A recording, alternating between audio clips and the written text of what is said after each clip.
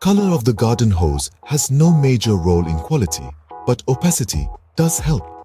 It has been observed many times that transparent garden hoses have a very high tendency for growth of algae, probably due to exposure of water inside the tube to direct sunlight. Growth of algae in the hose will reduce the water flow after some time. It is best to buy an opaque garden hose. To remove algae in a hose pipe, you need to mix bleach or caustic soda in bucket of water and use a 0.5 GP motor, whichever you used in construction, and run the water in rotation method for some days. Only then it will get washed out.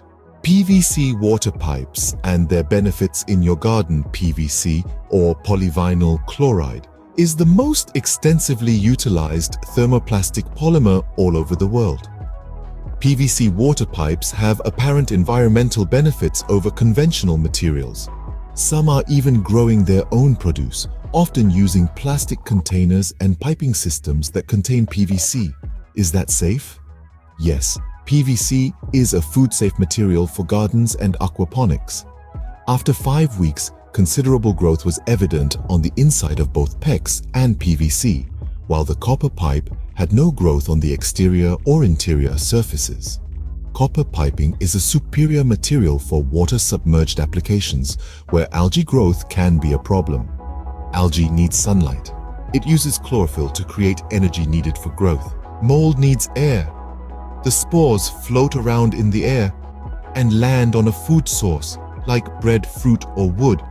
Straight water is not a food source, but there are other things that can live in water. That's why they put chlorine or occasionally another chemical in the water to kill off the other organisms. That's not to say gross-looking things won't build up at certain points, and iron pipes can develop rust on the surfaces.